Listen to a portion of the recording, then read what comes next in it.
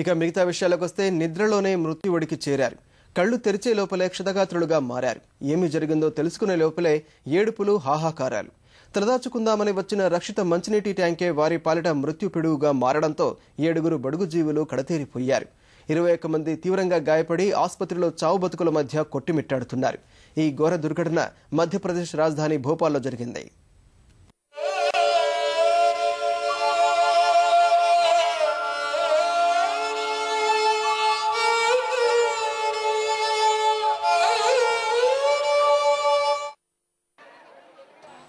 మధ్యప్రదేశ్ రాజధాని భూపాల్లో ఘోర ప్రమాదం జరిగింది.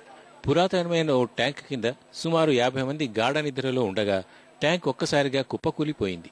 మేల్కొనే లోపే శిథిలాల మీద పడి కొందరు ప్రాణాలు వదిలారు. మరికొంతమంది ఇంకా శిథిలాల కిందే చిక్కుకొని కొట్టుమిట్టాడుతున్నారు. భారీ శబ్దానికి ఉలిక్కిపడి లేచిన పరిసర ప్రాంతాల వాసులు ఘటనా స్థలికి చేరుకొని నిస్సహాయ స్థితిలో ఉన్న క్షతగాత్రుల్ని బయటికి తీసి ఆసుపత్రికి తరలించారు. సమాచారం అందుకున్న అధికారులు వెంటనే సహాయక చర్యలు ప్రారంభించారు.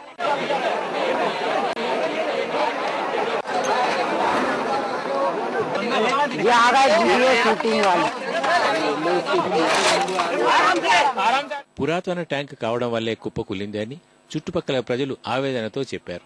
తాము వచ్చి చూసేసరికి కొందరు మరణించారని, మరికొందరు విగత జీవులుగా పడి ఉంటే రక్షించామన్నారు. ప్రమాదం జరిగిన సమయంలో సుమారు 50 మంది ట్యాంక్ కింద నిద్రిస్తున్నారని చెప్పిన స్థానికులు వారిని రక్షించేందుకు శిథిలాలు తొలగించే పనిలో తలమునకలయ్యారు. ఒక్కసారిగా ట్యాంక్ కుప్ప కూలడంతో శిథిలాల ధాటికి పక్కనున్న ఇళ్లు సైతం భారీగా ధ్వంసమయ్యాయి. ఇళ్ల పైకప్పులు కూలి ఇంట్లోని సామగ్రి దెబ్బతింది. 12-12:15 बजे की बात थी। हम फटने की आवाज बहुत जोर से आई। मैं बाहर निकल के देखा, कुछ नहीं दिखा तो छोटे वाले भाई का कॉल आया कि टंकी फट गई। तो मैंने बोला अपन सब दोस्त इकट्ठे हो जाएं। ये तो पूरी टंकी की गलती है साहब, क्योंकि टंकी पुरानी थी। सब लोग दौड़े, फिर हमारे पूरे मोहल्ले के लोगों ने यहाँ पर ये लोगों को बचाया, 108 बुलवा के उनको पूछवाया और लोगों को पूरी व्यवस्था करवाई जा रही है यहाँ पर। लेकिन अभी शासन की तरफ से कोई ज्यादा वो नहीं लोग आए। कम से कम 50 मकान, करीब 50 मकान। बच्चे दब गए तो सब अस्पताल पहुंचा। एक लड़के को खून लग गई है, वो भी ऐसे भेजा मैंने। ऐसे कितनी बार बोला, कभी नहीं सुना कोई ने। कितनी बार पानी घरों में आया हम लोग के। తీవ్రంగా గాయపడిన 21 మంది పరిస్థితి ఆందోళనకరంగా ఉందని వైద్యులు చెప్తున్నారు.